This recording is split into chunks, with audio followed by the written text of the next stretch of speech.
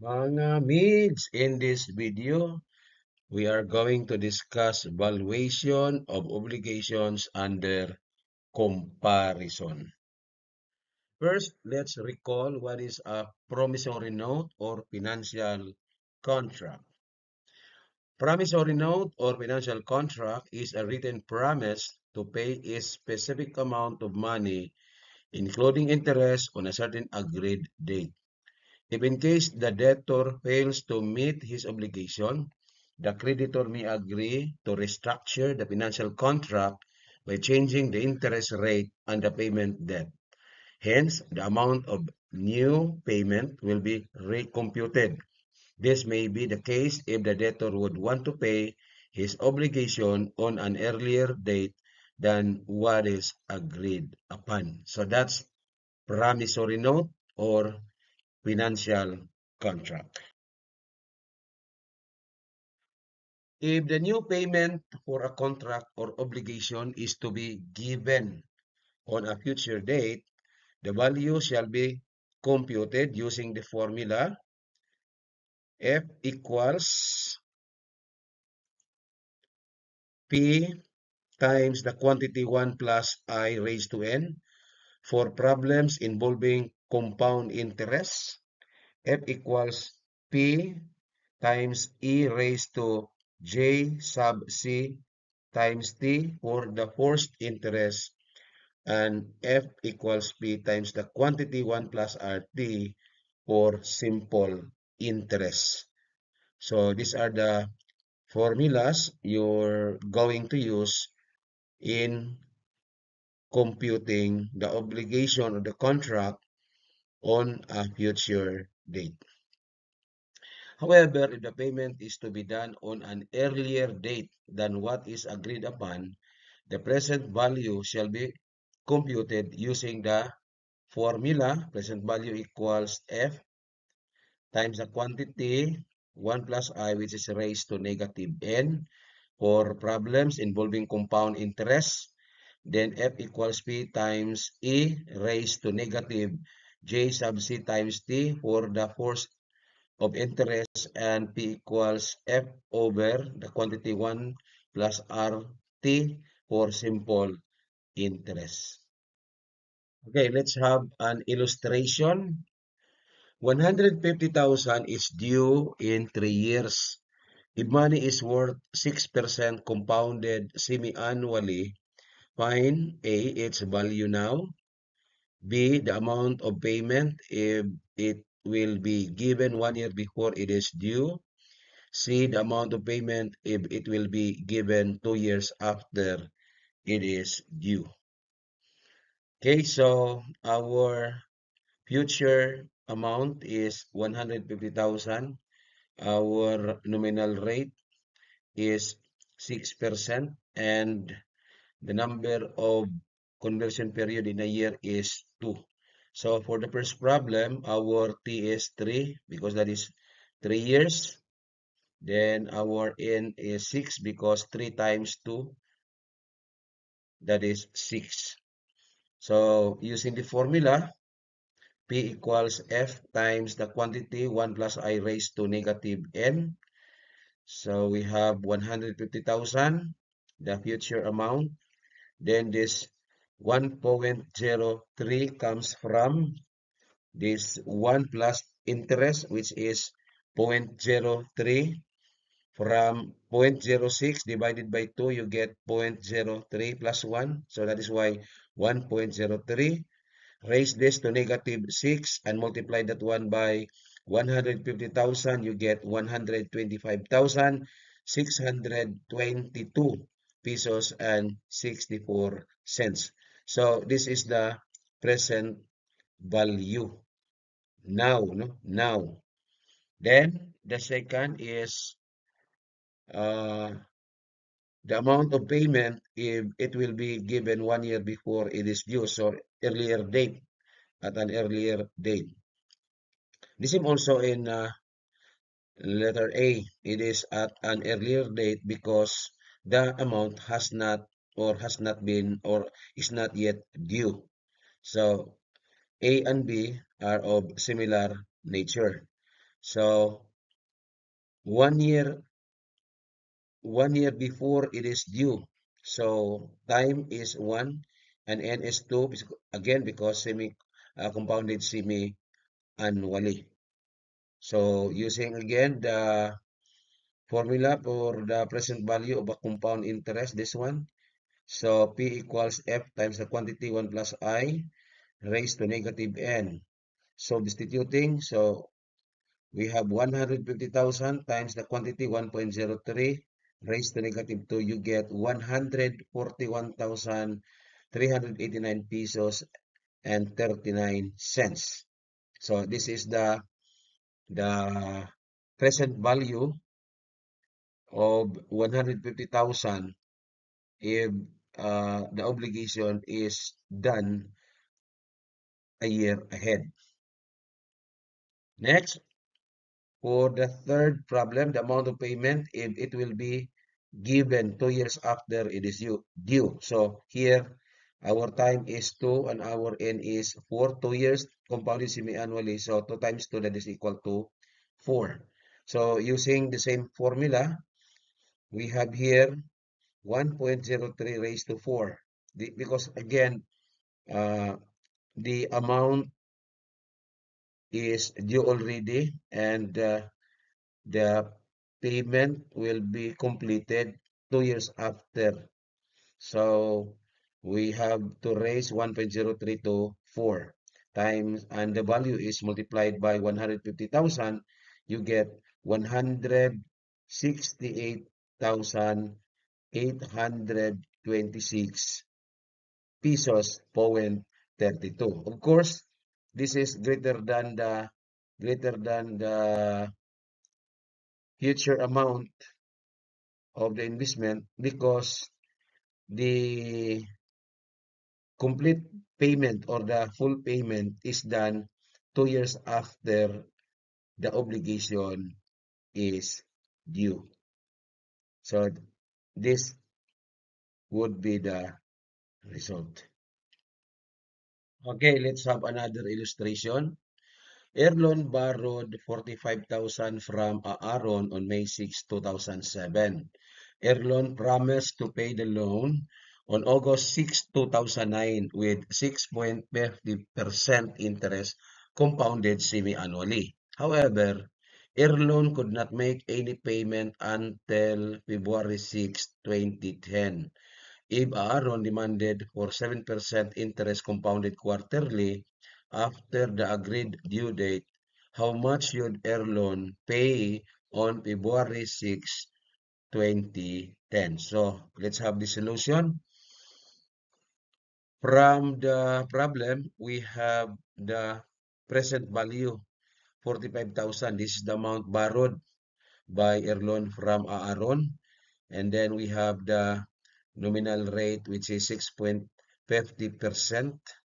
Then the number of conversion periods in a year is 2 because it is compounded semi-annually. So how are we going to deal with this problem? Okay, so we have to get first the amount due on August 6, 2009, where our time is 2 years and 3 months. 2 years and 3 months. So using now the formula for the compound interest formula here, F equals P times the quantity 1 plus I raised to N.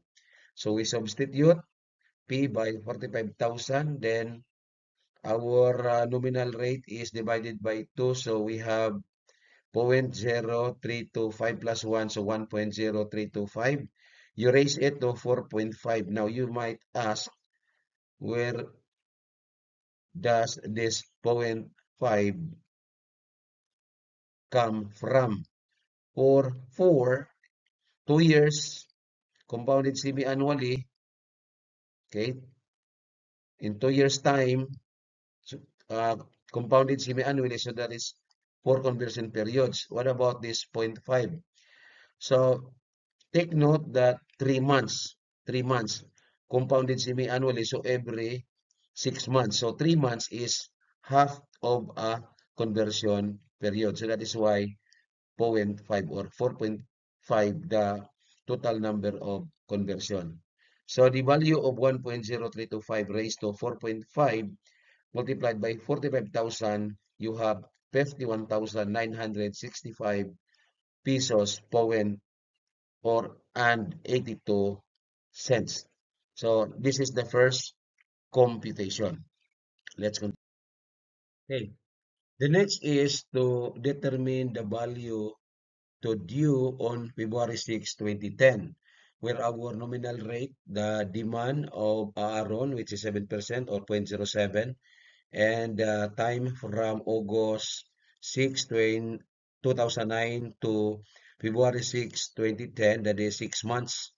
And the number of conversion periods in a year is 4. So our number of conversion periods actually is 2 because when you say quarterly, so it happens every 3 months. So 6 months, so our N is 2.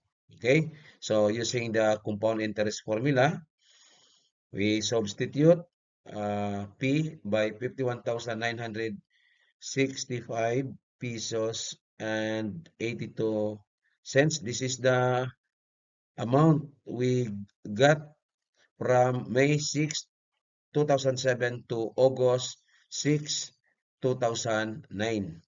So that amount becomes the present value for the next computation.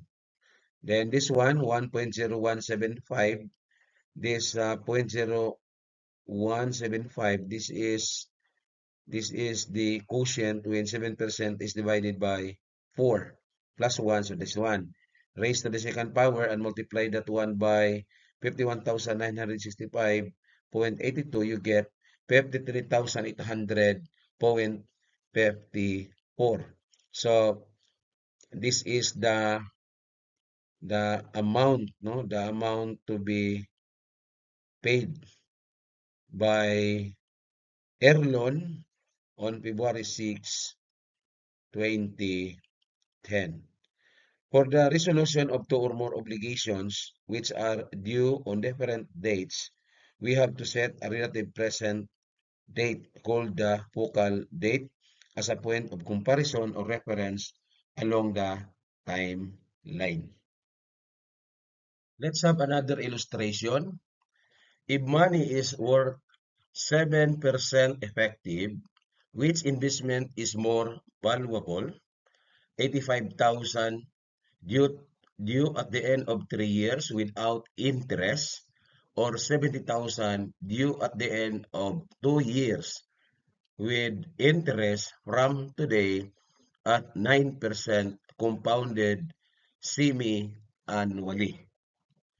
Okay, let's have our solution. First, we have to determine the maturity value of 70,000 after 2 years at 9%.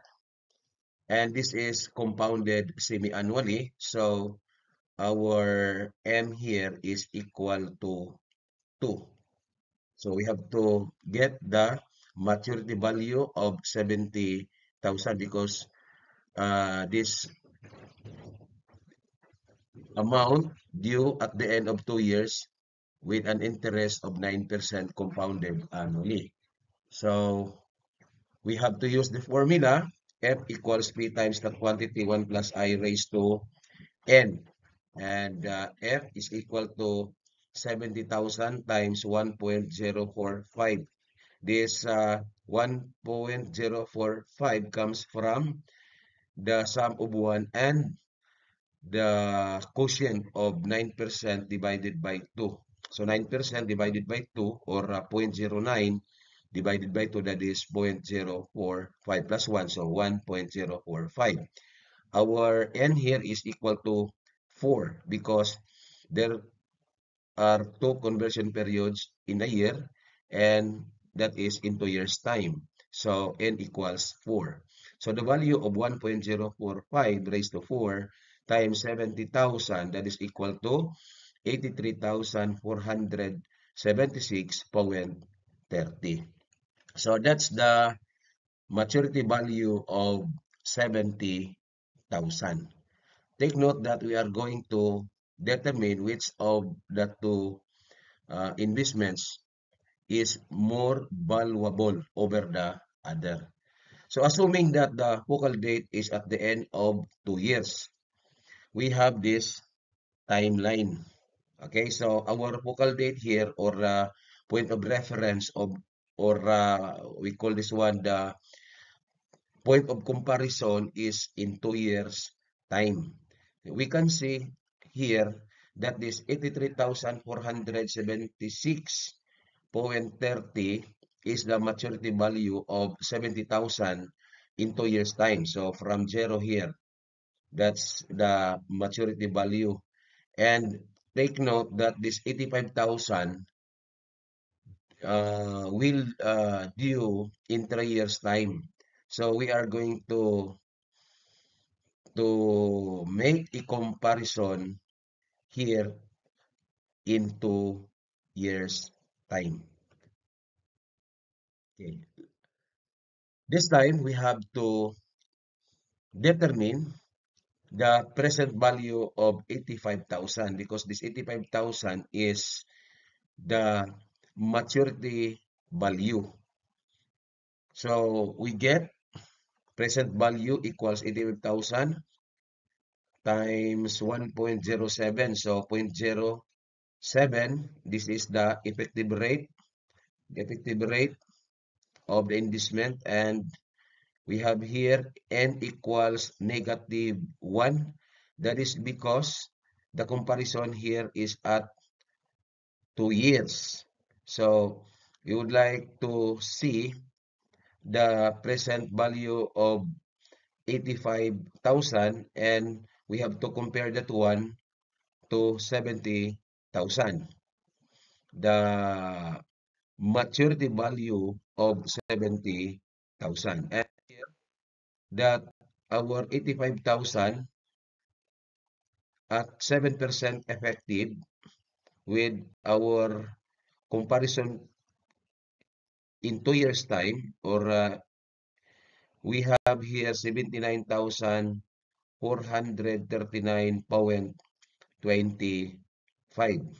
So if we are going to compare or take the difference, 85,000 minus 79,430.25, that is, their difference is less than 83,476.30 minus 70,000. So there's a higher difference for 70,000. So by that, we can say that the investment of 70,000 is more valuable than 85,000. Again, 70,000 investment is more valuable. It has a higher difference. So our focal date here is 2 years. So that's the point where we make the comparison. That would be all. Thank you very much for watching this material.